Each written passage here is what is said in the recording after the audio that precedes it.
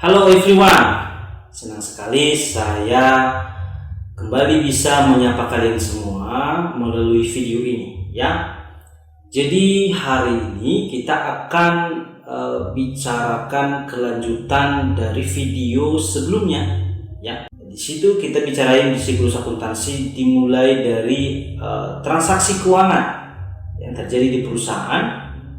Kita harus menganalisisnya, kita harus tahu itu transaksi apa. Kemudian yang kedua adalah mengkonversi transaksi keuangan ini menjadi jurnal.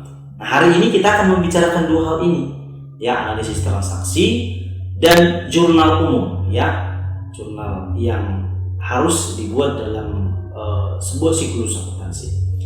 Jadi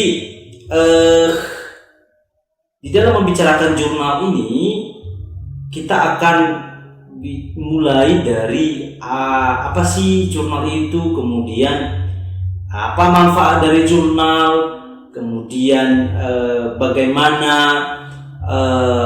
aturan debit kredit, ya, posisi normalnya dari akun-akun itu di mana, ya, apakah di debit atau di kredit, ya, kita akan bicarakan itu.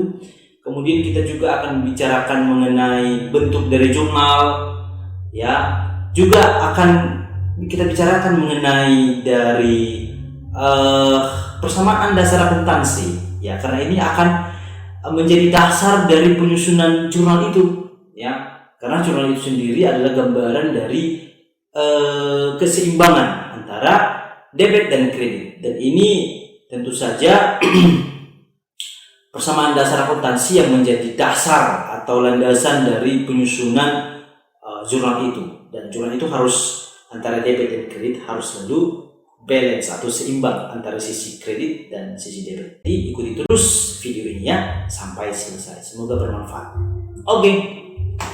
Oke, kita akan membahas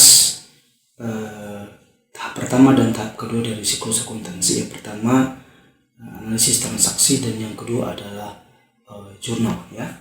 Jadi secara umum transaksi yang terjadi di perusahaan itu ada 4 bagian besar. Yang pertama adalah transaksi pembelian, yang kedua transaksi penjualan, yang ketiga transaksi pengeluaran kas, dan yang keempat transaksi penerimaan kas, ya. Jadi di perusahaan itu banyak sekali transaksi yang terjadi. Jadi transaksi itu adalah pengulangan dari transaksi-transaksi ini sebenarnya, ya.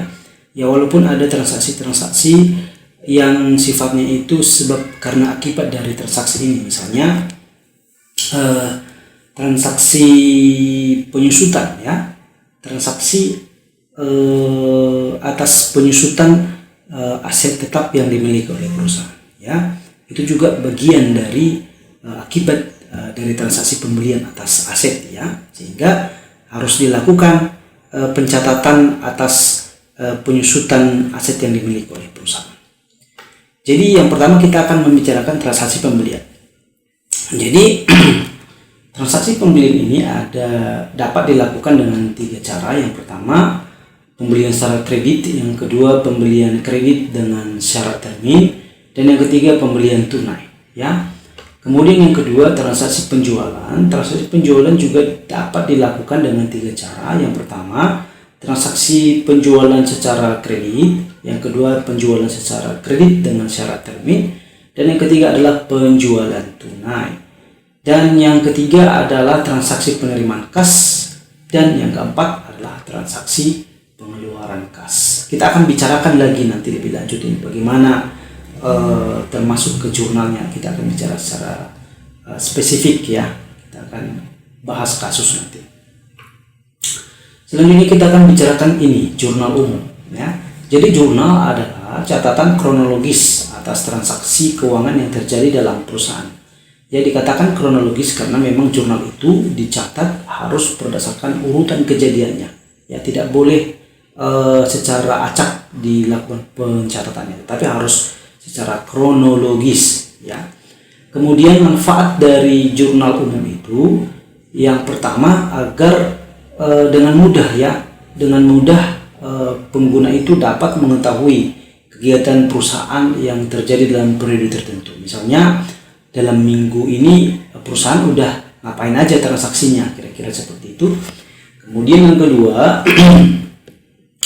dengan jurnal pengguna dapat dengan mudah mendeteksi kesalahan dalam laporan keuangan. Ya, misalnya pengguna menemukan ada ketidakseimbangan atau tidak balance laporan tertentu, misalnya laporan posisi keuangan, maka pengguna biasanya akan mencari tahunya di jurnal. Kok bisa ke posisi keuangannya tidak balance ya. Kemudian sebelum para pengguna atau penyusun laporan keuangan mampu dengan benar menyusun jurnal, maka harus terlebih dahulu diketahui aturan debit kredit ya. Ada aturan debit kredit yang harus diikuti.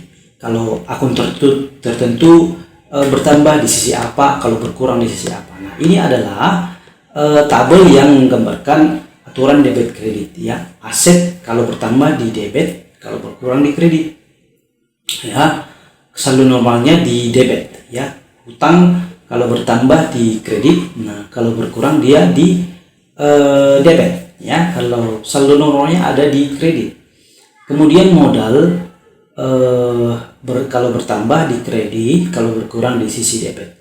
Kemudian pendapatan kalau bertambah di sisi kredit dan kalau berkurang di sisi debit, dan beban kalau bertambah di sisi debit dan kalau berkurang di sisi kredit.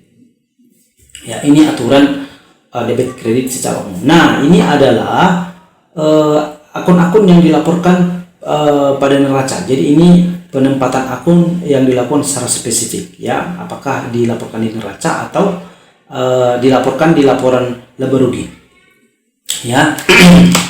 Jadi ini adalah akun-akun yang dilaporkan pada neraca.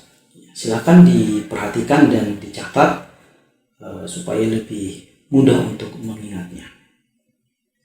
Ada aset lancar ya, kemudian ada aset tidak lancar, ini dilaporkan di neraca. Ada hutang dan ada ekuitas atau modal, ini dilaporkan di dalam neraca. Nah, kemudian ada akun-akun yang dilaporkan di dalam laba rugi ya. Ada akun pendapatan ya kalau dia perusahaannya perusahaan jasa. Ada akun penjualan kalau dia perusahaannya perusahaan dagang. Kemudian ada beban ya, ada pencatatan beban. Nah, kalau dia beban bertambah di sisi apa, kalau berkurang di sisi apa. Sebenarnya itu tadi sudah diwakili oleh tabel yang sebelum ini, aturan debit kredit. Ada juga pembelian kalau dia bertambah di sisi apa ya. Potongan pembelian kalau bertambah di sisi apa dan kalau berkurang di sisi apa. Nah, ini cukup jelas saya kira. Nanti kalian bisa membuat catatan tersendiri untuk ini. Nah, selanjutnya kita akan membicarakan persamaan dasar akuntansi. Jadi persamaan dasar akuntansi adalah aset sama dengan hutang ditambah modal. Apa sih arti dari aset ini?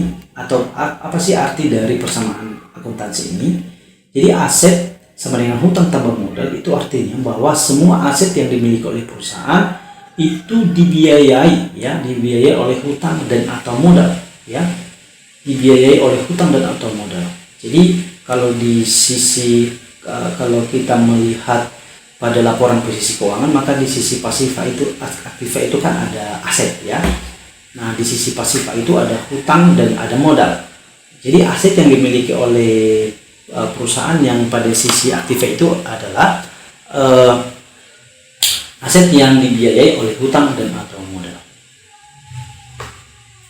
Nah, kita akan ke kasus ya. Kita akan masuk ke pembahasan kasus ya. Di sini ada 9 transaksi. Ya, yang pertama transaksi ketika pemilik itu menyetorkan modal ya, menyetorkan sejumlah uang sebagai yang digunakan sebagai modal awal. Ya. Jadi atas transaksi ini ketika pemilik menyetorkan uangnya sebagai modal awal akan dicatatkan kas pada modal ya senilai 450 juta. Kemudian tanggal 2 bulan 2 perusahaan menerima pesanan untuk mengantar barang dengan nilai 100 juta ya dibayar tunai. Maka perusahaan akan mencatatkan ini kas pada pendapatan karena perusahaan menerima sejumlah uang yang dibayar tunai, maka perusahaan menerima kas dan pendapatannya juga bertambah ya. Kemudian yang ketiga, membeli perlengkapan kantor senilai 35 juta. Dari nilai itu 15 juta dibayar tunai dan sisanya dibayar kemudian. Nah, akun-akun apa yang dipengaruhi di sini ya?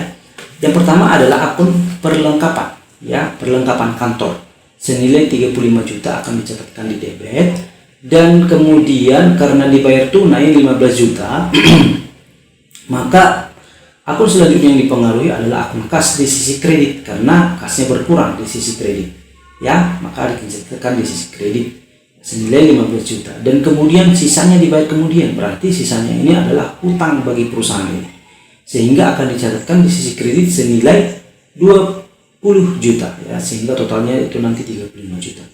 Kemudian transaksi yang keempat, perusahaan melakukan pembelian perlengkapan kantor dibayar tunai ya senilai 20 juta. Nah, karena ini melakukan pembelian perlengkapan kantor, maka dicatatkan pada posisi debit ya, perlengkapan kantor bertambah senilai 20 juta. Nah, karena ini dibayar tunai, maka di sisi kredit akan kita catatkan kas ya senilai 20 juta.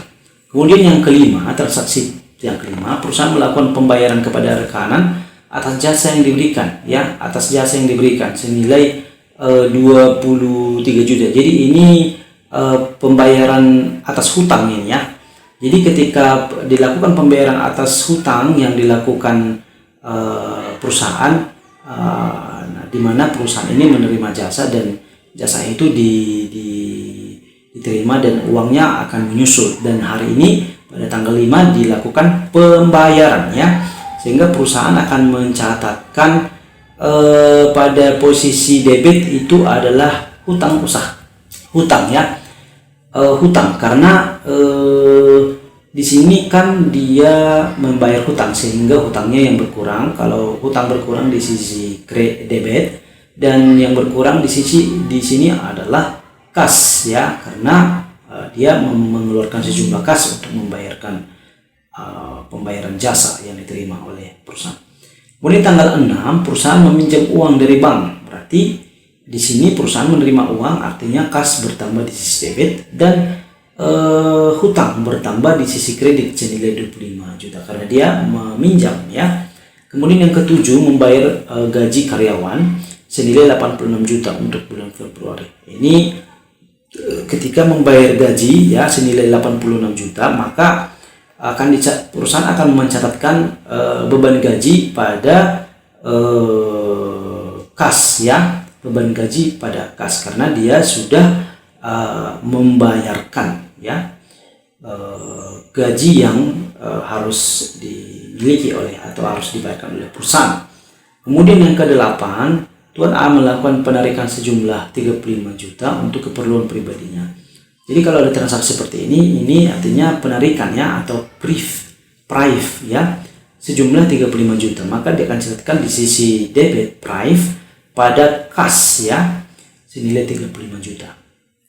Dan yang terakhir tanggal 9 perusahaan melakukan pembayaran hutang ke bank.